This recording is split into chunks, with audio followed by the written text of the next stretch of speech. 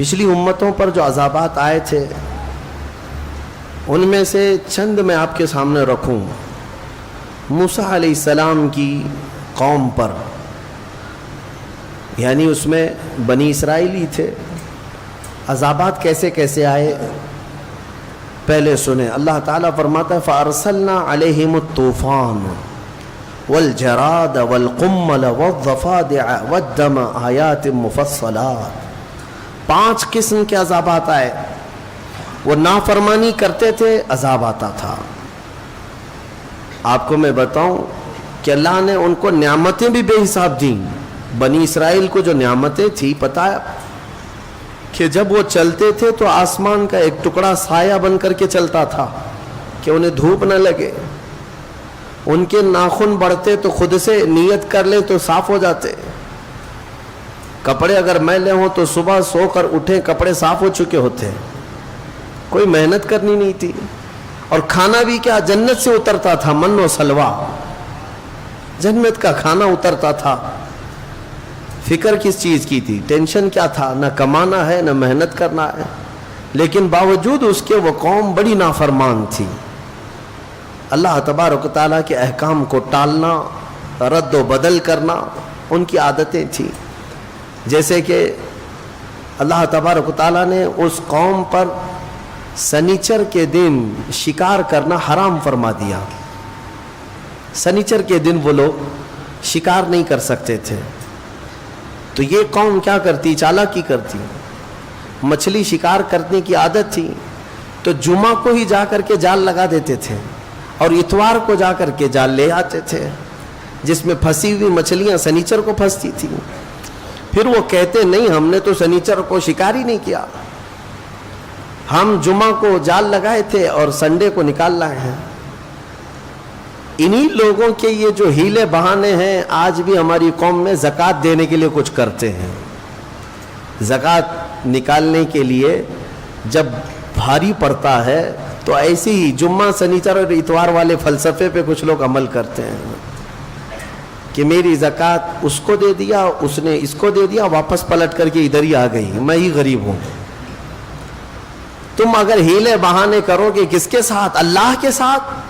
یعلم خائنۃ الاعین وما تخفی الصدور، وہ تمہاری آنکھوں کی خیانت کو بھی دیکھ رہا ہے اور دلوں میں گزرنے والے حالات سے بھی وہ خبر رکھتا ہے۔ اس کو دھوکہ دینے کی کوشش مت کرو۔ بہرحال تو یہ جو نافرمان قوم تھی ان پر پہلا عذاب آیا طوفان کا۔ طوفان آ گیا، سیلاب آیا، اتنا کہ ہر چیز بہنے لگ گئی۔ یہ دوڑے دوڑے موسیٰ علیہ السلام کے پاس آئے، توبہ کیا، معافی مانگی، اللہ نے اس عذاب کو ٹال دیا۔ چند دن گزرے تھے کہ پھر اپنی پہلی والی روش پہ آ گئے، نافرمانی۔ پھر ویسے ہی برے اعمال، تو رب تعالیٰ نے دوسرا عذاب ٹڈیوں کا بھیجا۔ ٹڈی یہ چڈے جو اڑتے ہیں، یہ اس قدر تیز آ گئے، ٹڈیوں کا عذاب ہوتا ہے۔ یہ پورے کے پورے ایک طوفان کی طرح ٹڈیوں کا جھنڈ آ جاتا تھا۔ نہ وہ کچھ دیکھ سکتے ہیں نہ کچھ پکڑ سکتے ہیں، کھانے میں ٹڈیاں، بستر میں ٹڈیاں، ہر جگہ۔ پھر وہ تنگ آ کر کے توبہ کے لیے آئے، توبہ کیا، معافی کی تلافی کی، رب تبارک و تعالیٰ نے پھر معاف کر دیا اور عذاب کو ٹال دیا۔ خوشی خوشی رہنے لگے۔ چند دنوں کے بعد پھر سے مستی، پھر سے وہی نافرمانی۔ پھر اللہ تبارک و تعالیٰ نے جوؤں کا عذاب بھیجا۔ جوئیں جو سر میں ہوتی، اس کا بھی عذاب آیا۔ یہ کیسے؟ اتنی جوئیں کہ ان کے صرف سر میں نہیں، ان کے کھانے میں، برتن میں، پانی میں، ہر جگہ جوئیں۔ وہ ایک لقمہ نہیں کھا سکتے تھے بغیر جوؤں کے۔ یہ بھی کئی دن تک عذاب چلتا رہا۔ پھر توبہ کیے، پھر معافی مانگی، اللہ تعالیٰ نے پھر توبہ قبول کیا، پھر معاف کیا۔ چند مہینے گزرے تھے کہ پھر نافرمانی کیا، پھر اپنی پرانی روش پر آئے۔ تب رب تبارک و تعالیٰ نے مینڈکوں کا عذاب بھیجا۔ میں گنا رہا ہوں، آپ توجہ چاہتا ہوں۔ مینڈکوں کا عذاب ایسے کہ اس قدر مینڈک بھر گئے بستی میں کہ ان کے بستروں پر، ان کے برتنوں پر، ان کے کھانے میں، ان کے پانی میں، ان کے سونے میں، ہر جگہ مینڈک. کوئی بندہ اگر سوتا تو اس کے چہرے پر مینڈک سب چڑھ جاتے تھے. یہ عذاب تھا. دور ایک مینڈک کو دیکھنا اور وہ ہے، لیکن سونے کے وقت 100 مینڈک تم پر چڑھ جائیں تو یہ عذاب ہے. عذاب ہے. کیا کر لو گے آپ؟ پھر وہ آئے. یہاں تک کہ روایتوں میں بتایا گیا کہ وہ لقمہ اٹھاتے تھے کھانے کا، جب ہاتھ میں لیتے تھے وہ مینڈک بن جاتا تھا. کھانا نہیں کھا پا رہے تھے. پھر توبہ کیا، اللہ کی بارگاہ میں روئے، معافی مانگی، اللہ نے پھر معاف کیا. مینڈکوں کا عذاب اٹھا لیا گیا، ختم کیا گیا. اس کا مطلب یہ ہے کہ عذاب مولا بھیجتا ہے، لیکن جب جب بندے توبہ کرتے ہیں پھر وہ عذاب کو ٹالتا بھی ہے. وہ غفور ہے، رحیم ہے. پھر اس کے بعد چند مہینوں کے بعد پھر اپنی پرانی روش پر آئے بنی اسرائیل. وہی پرانے کام، وہی نافرمانیاں. تب رب تبارک و تعالیٰ نے خون کا عذاب بھیجا. ہر جگہ خون ہی خون تھا. ان کے کنویں، ان کے ندیاں، ان کے تالاب خون سے بھر گئے. اس قدر خون. ہاں ایک بات اور ہے کہ جو ایمان والے تھے، موسیٰ علیہ السلام کے فرمانبردار غلام تھے، ان پر یہ عذاب نہیں رہتا تھا. وہ مزے میں کھاتے پیتے رہتے تھے، ان پر عذاب نہیں تھا. تو یہ جو نافرمان لوگ ہیں، انہوں نے دیکھا کہ موسیٰ علیہ السلام کے ساتھیوں پر یہ عذاب نہیں ہے، تو جب کھانے کا وقت ہوتا تو دوڑے دوڑے ان کے پاس جاتے ہیں کہ میاں تم اپنا کھانا ہمیں کھلا دو. تمہارے کھانے میں خون نہیں ہے، ہمارے کھانے میں خون ہے. تو وہ مومن بندہ رحم کھا کر اپنے برتن سے کھانا اٹھا کر کے ان کے منہ میں ڈالتا، منہ میں جاتی خون بنتا، پھر خون بن جاتا. یہاں تک کہ وہ اتنے عاجز آ گئے، کہا کہ تم اپنے منہ میں لے لو اور اپنے منہ سے ہمارے منہ میں تھوک دو. وہ مومنین یہ بھی کرتے، پانی لیتے اپنے منہ میں اور پھر ان لوگوں کے منہ میں جب کلا کرتے تو ان کے منہ میں آتے ہی خون بن جاتا. عذاب اللہ کا. کتنے ہیلے بہانے کرو گے بچنے کی. اخذناہم بغتہ، قرآن میں اللہ فرماتا ہے ہم اچانک پکڑ کریں گے. اور جب مولا کی پکڑ ہوتی ہے کوئی نہیں بچ پاتا. 7ویں پارے کی ایک آیت گزری ہے، رب تعالیٰ فرماتا ہے فَلَمَّا نَسُوا مَا ذُكِّرُوا بِهِ فَتَحْنَا عَلَيْهِمْ أَبْوَابَ كُلِّ شَيْءٍ حَتَّى إِذَا فَرِحُوا بِمَا أُوتُوا. جب لوگ بھول جائیں، اللہ کو بھول جائیں، تو رب تعالیٰ کیا فرماتا ہے؟ ہم ان کے لیے خوشیوں کے سارے دروازے کھول دیتے ہیں. خوب خوشیاں مناؤ. ارے جو رب تعالیٰ کو بھول جائے اس کو خوشیاں دی جاتی ہیں. ہاں مولا فرماتا ہے خوب خوش ہو جائیں، وہ خوب خوش ہو جائیں جو کچھ انہیں دیا گیا ہے.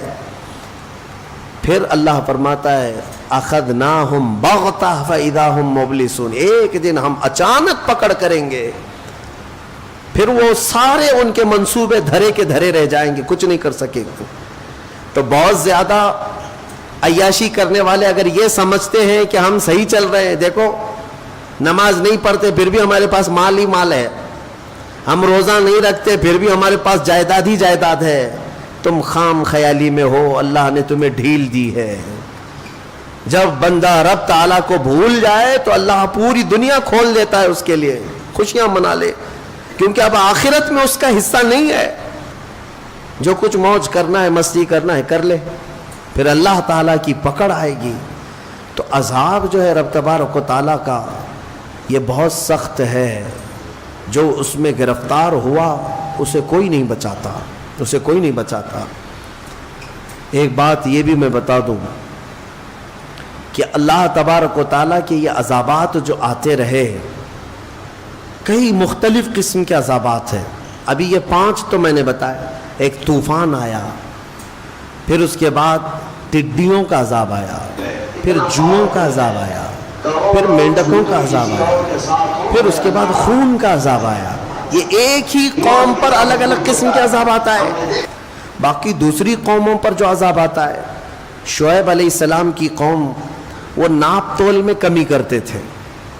ہاں کرانے کی دکان والے اچھی طرح سے سمجھ لیں، یا پھر کوئی بھی جس کے ہاں ناپ تول کرنا ہے ہوتا ہے، تم اگر کانٹے میں گڑبڑ کرتے ہو، ہاں ہو سکتا ہے گورنمنٹ کو دھوکہ دے دیں، گراہک کو دھوکہ دے دیں، اللہ کو نہیں.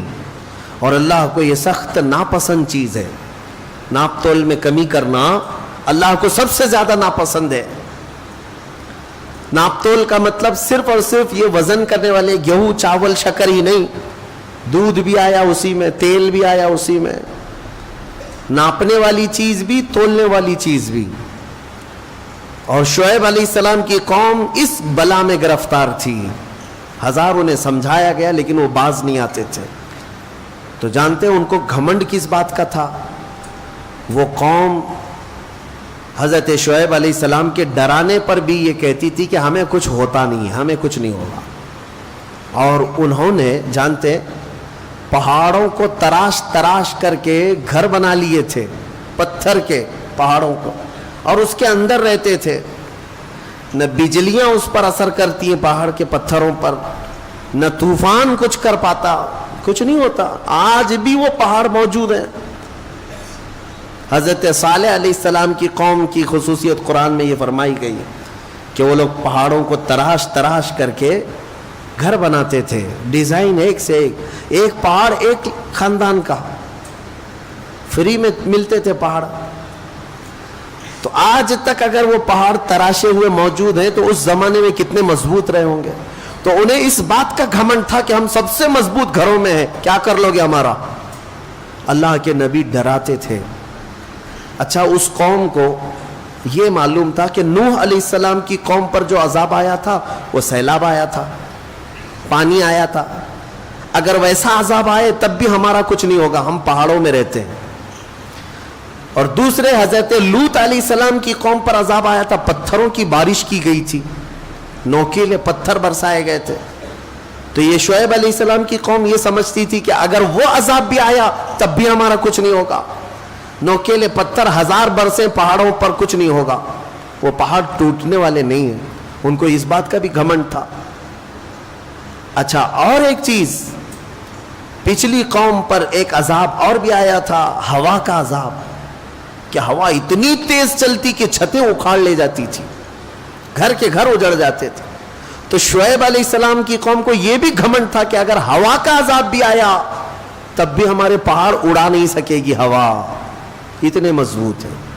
سوچو، اس قوم کو یہ غرور تھا کہ سیلاب آئے تب بھی ہم بچیں گے، پتھروں کی بارش ہو جائے تب بھی ہم بچیں گے، اور ہواؤں کا عذاب آئے تب بھی ہم بچیں گے.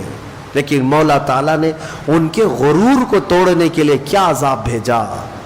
قرآن میں رب تعالیٰ نے فرمایا ہے صرف اور صرف ایک فرشتے کو اللہ نے اتارا.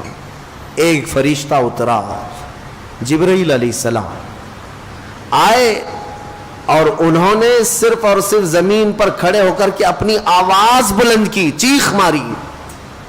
فرشتے کی آواز، وہ چیخ ایسی تھی، آواز ایسی تھی کہ پہاڑوں میں موجود جتنے لوگ اندر تھے ان کے کانوں میں جب وہ آواز بجنے لگی تو ان کا سر پھٹ گیا اور بھیجا نکل کر کے باہر آ گیا. ہاں، آپ کیا سمجھتے ہیں یہ بم جو ہوتا ہے آج، ایٹم بم جو پھٹتا ہے تو دھماکہ ہوتا ہے، اس کے اندر طاقت کس چیز کی ہوتی ہے؟ آواز کی طاقت ہوتی ہے. بہت تیزی سے جب کوئی چیز آواز آتی ہے تو اچھی اچھی چیزیں ہل جاتی ہیں. اب جب وہ سید الملائکہ فرشتے نے آواز لگائی تو میاں تم جہاں کہیں بھی بیٹھے ہو پھٹنا تو تھا ہی. سب کے سب عذاب میں گرفتار ہوئے، اپنے مضبوط محلوں میں موجود تھے لیکن پورے کے پورے بھیجے پھٹے ہوئے تھے. تم اللہ کے عذاب سے بچ پاؤ گے؟ جب وہ پکڑ کرنے پر آئے تو پھر تم کہیں پر بھی جاؤ. اسی لیے ایک بات مجھے یاد آتی ہے محبوب الہی نظام الدین اولیاء رحمۃ اللہ علیہ کی. کیا آپ سے ایک مرید نے پوچھا کہ حضور کبھی کبھی گناہ کرنے کی اجازت تو ہونی چاہیے، کبھی کبھار گناہ کرنے کی اجازت دی جائے. آپ نے کہا کیوں نہیں، بالکل ہونا چاہیے. اب تو مرید صاحب چوڑے ہو گئے، پیر صاحب کہہ رہے ہیں ہاں ہو سکتا ہے، اجازت مل سکتی ہے. کہا حضور بتائیے تو صحیح کب کریں. کہا 2 شرطیں ہیں، جب بھی گناہ کرنا ہو 2 شرطیں ہیں میری طرف سے، یاد رکھ لینا. کہا بتائیے جلدی. محبوب الہی نے فرمایا جب کبھی گناہ کرنے کا ارادہ ہوا تو اللہ کی سلطنت سے باہر جا کے کرنا، ایسی جگہ جانا جہاں اللہ کی سلطنت نہ ہو، وہاں جا کے گناہ کرو۔ ایک شرط یہ ہے۔ اس نے کہا حضور ایسی جگہ کہاں ہے؟ ایسی جگہ ہے اللہ کی سلطنت سے خارج ہو کر کے جو گناہ کرنا ہے کر لو۔ کہا یہ تو ممکن نہیں ہے۔ کہا دوسری کوئی شرط؟ محبوب الہی نے کہا ہاں ایک اور شرط ہے، گناہ کرنے کی خواہش ہو تو اس وقت گناہ کرنا جب تیرا رب غافل ہو، تیرا رب سو رہا ہو۔ کہا دونوں بھی چیزیں ناممکن ہیں، نہ ایک ذرہ اس کی سلطنت سے خارج ہے اور نہ ایک لمحہ کے لیے میرا مولا غافل ہے۔ لا اللہ لا الہ الا هو الحی القیوم لا تأخذہ سنۃ ولا نوم، وہ اللہ ہے جس کو نہ اونگ آتی ہے نہ نیند آتی ہے۔ مولا تعالیٰ ایک لمحے کے لیے بھی غافل نہیں تم سے۔ تب پھر اس نے کہا کہ حضور یہ دونوں ناممکن ہے، تو محبوب الہی نے فرمایا تو پھر شرم آنی چاہیے کہ اسی کی سلطنت میں، اسی کی زمین پر، اسی کا کھا کر اسی کے سامنے گناہ کرے، اس سے بڑی بے باکی کیا ہو سکتی ہے؟ اس سے بڑی بے باکی کیا ہے؟ پھر بھی وہ مولا رحیم ہے کہ تمہارے عیبوں کو چھپاتا ہی رہتا ہے، جلدی پکڑ نہیں کرتا، فوراً عذاب نازل نہیں کرتا۔ اب آؤ میں تمہیں پچے کی بات بتانے جا رہا ہوں، ہماری تفسیر کا لب لباب ہے، یہ خلاصہ ہے۔ عذابات تو بہت آئے، عذابوں نے ہلاک کر دیا، زمین کو اٹھا کر کے پلٹ دیا گیا ہے قوم سمود پر، قوم صدوم پر زمین اٹھائی گئی تھی۔ ایک قوم ایسی جن کو اللہ نے بندر بنائے، ایک قوم ایسی جن کو اللہ نے خنزیر بنایا، چہرے بگاڑ دیے گئے، زمین کو کھول دیا گیا، پوری قوم کو دھسا دیا گیا۔ آج بھی بہت ساری جگہ کھدائی میں پرانے شہر ملتے ہیں، ہاں پرانی آبادیاں ملتی ہیں، کسی نہ کسی زمانے میں وہ دھسے ہوئے لوگ ہوں گے، شہر کے شہر نیچے زمین پر دھس گئے ہیں۔ یہ سب عذابات آئے، لیکن ہم نے آج ہی کے پارے میں ایک آیت یہ بھی تلاوت کی کہ کچھ لوگوں نے کہا رسول پاک صلی اللہ تعالی علیہ وسلم کی بارگاہ میں کہ اگر اللہ تبارک و تعالی ہے تو پھر پتھروں کی بارش ہم پر کر دی جائے، ہمیں فامطر علینا حجارۃ من السماء، آسمان سے ہمیں پتھروں کی بارش کر دی جائے۔ رب تعالیٰ نے جواب میں کیا فرمایا؟ اللہ تعالیٰ نے فرمایا وَمَا كَانَ اللَّهُ لِيُعَذِّبَهُمْ وَأَنْتَ فِيهِمْ، اب اللہ ویسا عذاب نہیں نازل کرے گا اس لیے کہ ان کے بیچ میں میرا محبوب آرام کر رہا ہے۔ وَأَنْتَ فِيهِمْ، اے رسول آپ ان کے بیچ میں ہیں، عذاب ویسا نہیں آئے گا۔ اے مسلمانوں، کیا آج گناہ ویسے نہیں ہو رہے ہیں؟ ناپ تول میں کمی کرنے والے ہر شہر میں ملیں گے، لوط علیہ السلام کی قوم کا گناہ کرنے والے ہر شہر میں ملیں گے، نوح علیہ السلام کی نافرمان قوم کے بہت ساری مثالیں ہر شہر میں ملیں گی، موسیٰ علیہ السلام کی نافرمان قوم کے کئی نافرمانیاں آج بھی ملیں گی۔ پچھلے گناہ تو ہو ہی رہے ہیں لیکن عذاب ویسے نہیں آ رہے۔ کسی کو خنزیر بنایا گیا، کسی کو بندر بنایا گیا، کیا پتھروں کا عذاب نازل ہوا؟ نہیں ہوا۔ کیوں نہیں ہوتا ہے؟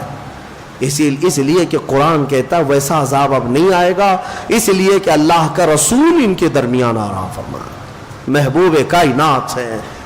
اے مومنوں فخر کرو جتنا چاہو، اس لیے کہ اس رسول کی برکت سے اللہ نے بہت سے عذابات ہم سے دور کر دیے، بہت سے عذابات ٹال دیے۔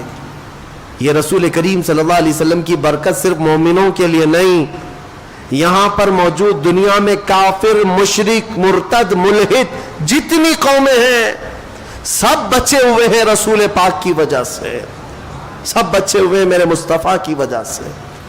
نبی آخر الزمان صلی اللہ تعالی علیہ وسلم کا ہمارے درمیان ہونا یہ کتنا بڑا رحمت کا سبب ہے۔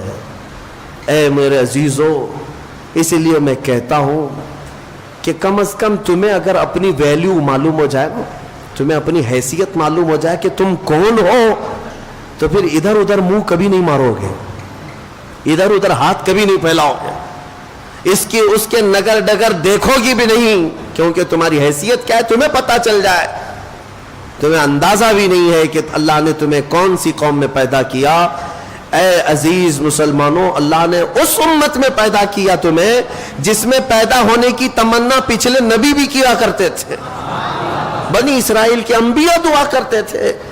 تم کو بغیر مانگے اللہ نے اس امت میں پیدا کیا. مانگ کے آئے تھے دنیا میں، بغیر مانگے پیدا کیا ہے. حضرت سفیان ثوری رحمۃ اللہ علیہ سے ایک روایت ہے، کتنی پیاری بات وہ کہتے ہیں. ارشاد فرماتے ہیں کہ اے رسول پاک کے امتی، جب تجھے یہ معلوم ہے کہ تیرے بغیر مانگے اللہ نے تجھے اپنے محبوب کی امت میں بنایا، تو کیا وہ تیرے مانگنے پر اپنی جنت نہیں عطا کرے گا؟ مانگنا ہی نہیں چاہتا، مانگنے کی عادت بھی چھوٹ گئی تمہاری. بہرحال میرے عزیزو، عذابات نہیں آتے آج تو اس لیے نہیں کہ تم نیک ہو. عذابات اس لیے نہیں آتے اس لیے نہیں کہ ہم بہت بڑے عبادت گزار ہو گئے. عذابات اس لیے نہیں آتے کہ ہمارے رسول کی رحمت ساتھ میں ہے. اور پھر میں یہ بات کہوں گا، حضور پاک صلی اللہ تعالیٰ علیہ وسلم کا بھی یہ احسان ہے ہمارے اوپر. حضور کا یہ احسان ہے ہمارے اوپر کہ ہمارے درمیان آرام کر رہے ہیں. تم کتنے خوش قسمت ہو، جب چاہو میرے مصطفیٰ کی حاضری کے لیے مدینے جا سکتے ہو. یہ سب کو میسر نہیں ہے، فرشتوں کو بھی میسر نہیں ہے. فرشتوں کی بھی باری لگا دی گئی ہے وہاں جانے کے لیے. ان کی عمر میں ایک ہی بار باری آتی ہے. تم فخر کرو، جب چاہو میرے مصطفیٰ کے دربار میں جا سکتے ہو. اور اگر کوئی غریب ہے جا نہیں سکتا تو جہاں سے رویا وہیں مصطفیٰ تشریف لائے، جہاں سے پکارا وہیں میرے آقا آ گئے. یہ میرے آقا کی رحمت نہیں ہے تو اور کیا ہے؟ حضور پاک کی رحمت ہے کہ وہ ہمارے درمیان ہے. اسی لیے شاعر نے کہا تھا، وہ ہر عالم کی رحمت ہے، کسی عالم میں رہ جاتے. وہ جنات کے لیے رحمت ہے کہ نہیں ہے؟ وہ فرشتوں کے لیے رحمت ہے. اللہ تعالیٰ کے 18,000 عالم، 18,000 مخلوقات کی الگ الگ دنیا، وہ رسول سب کے لیے رحمت ہے، سب کے لیے رحمت ہے. کسی بھی دنیا میں رہ جاتے میرے مصطفیٰ، وہ ہر عالم کی رحمت ہے. کسی عالم میں رہ جاتے، یہ ان کی مہربانی ہے کہ یہ عالم پسند آیا. میرے آقا صلی اللہ علیہ وسلم ہمارے درمیان ہے، یہ اس سے بڑھ کر کے کیا فخر کی بات ہے. اسی لیے مدینے والے 1400 سال گزر گئے، 1400 سال گزر گئے. آج بھی میں نے مدینے کے بچوں کو اور بچیوں کو دیکھا ہے، چاہے وہ ماڈرن ایجوکیشن بھی لیتے کیوں نہ ہو، اسکول میں بھی کیوں نہ جاتے ہو، لیکن جب وہ اپنے گھروں میں آتے ہیں، فخر کسی بات پر کرتے ہیں تو یہی کہتے ہیں طلع البدر علینا، ہم پر اللہ کی طرف سے 14ویں کا چاند طلوع ہوا ہے. کئی سالوں پہلے کی ایک بات میں نے غالباً کہا تھا اپنی کسی بیان میں. ایک مولانا صاحب ہیں، وہ عالم دین ہیں بڑے، وہ مدینہ طیبہ کی حاضری میں تھے. تب وہاں پر ان کے سفر کے دوران کی بات انہوں نے ہمیں بتائی تھی کہ ایک چھوٹی سی بچی، 6 سال کی بچی تھی، وہ کچھ مانگنے کے لیے آئی کہ بابا کچھ دے دو ہم کو. تو انہوں نے اٹھا کر کے دے دیا، اور بڑی پیاری بچی تھی. اس کو بلایا، کہا کہ ادھر آ بیٹا، تو ہمارے ساتھ چلے گی، میں تیری پرورش کروں گا، میں اپنے گھر لے جاؤں گا. اور اس کو طرح طرح کی نعمتوں کا ذکر کر کے بتایا، ہمارے ہندوستان میں ایسا ہے ویسا ہے. بچی خوش ہو گئی، بچی خوش ہو گئی. کہا کہ میں چلوں گی آپ کے ساتھ، میں اپنی اماں کو بتا دیتی ہوں، میں اپنی ماں کو بتا دیتی ہوں. یہ مذاق میں چلی ہوئی بات سیریس ہو گئی. اس عالم دین نے یہ سوچا کہ بچی راضی ہے، اس کی ماں سے بات کرے، شاید ہو سکتا ہے یہ بچی مجھے مل جائے. ان کے گھر شاید اولاد نہیں تھی یا جو بھی ہے. اس کی ماں غریب تھی. بچی نے جب یہ کہا کہ میں ان کے ساتھ جاتی ہوں، ضد کرنے لگی. کہا کہ ایسا ہوتا نہیں ہے. بہرحال شام کا وقت تھا، مسجد نبوی کے باہر. اس عالم دین سے وہ بچی پوچھتی ہے کہ بابا جان آپ لے کے جائیں گے، یہ ہرا گنبد ہندوستان میں ہے جہاں آپ لے جاؤ گے؟ یہ گنبد ہے؟ اس اس عالم دین نے کہا بیٹا یہ ایک ہی ہے, کہیں اور نہیں ملے گا, یہ یہی ہے. تب وہ ہاتھ جھٹک کر کے بھاگتی ہے, کہتی ہے میں یہاں سے کہیں نہیں جا سکتی, اگر یہ ہے تو آؤں گی, نہیں تو نہیں آؤں گی. 6 سال کی بچی کا یہ جذبہ ہے. وہ میرے مصطفیٰ کے قدموں سے جدا ہونا آج بھی نہیں پسند کرتے. میرے عزیزوں, میں تمہیں یہی بتانا چاہتا ہوں, اگر ہمارے پاس فخر کی سب سے بڑی کوئی چیز ہے تو وہ نسبت مصطفیٰ ہے. میرے آقا ہمارے ساتھ ہے, حضور پاک صلی اللہ علیہ وسلم کی محبت ہمارے ساتھ ہے. یہی چیز تو آج تک ہمیں عذابوں سے بچا رکھی ہے. اور میں اکثر اس بات کو گنگنایا بھی کرتا ہوں. اعلیٰ حضرت فاضل بریلوی رضی اللہ تعالیٰ عنہ نے ہمیں یہ سکھایا بھی تھا, خوف نہ رکھ رضا ذرا, تو ہے عبد مصطفیٰ. مصطفیٰ کا جب تو غلام ہے تو ڈرتا کیوں ہے؟ کس سے ڈرتا ہے؟ ہاں, سپاہیوں سے ڈر ہے, قاتلوں سے ڈر ہے, ظالموں سے ڈر ہے, کس سے ڈر ہے؟ کیا کریں گے؟ خوف نہ رکھ رضا ذرا, تو ہے عبد مصطفیٰ, تیرے لیے امان ہے, تیرے لیے امان ہے. اور پھر ہم تو یہی کہتے ہیں, ڈھونڈا ہی کریں صدر قیامت کے سپاہی, وہ کس کو ملے جو تیرے دامن میں چھپا ہو. میرے آقا صلی اللہ تعالیٰ علیہ وسلم کی طرف آ جاؤ, ان کے قدموں میں رہنے میں فخر محسوس کرو, اللہ ہر عذاب سے محفوظ رکھے گا.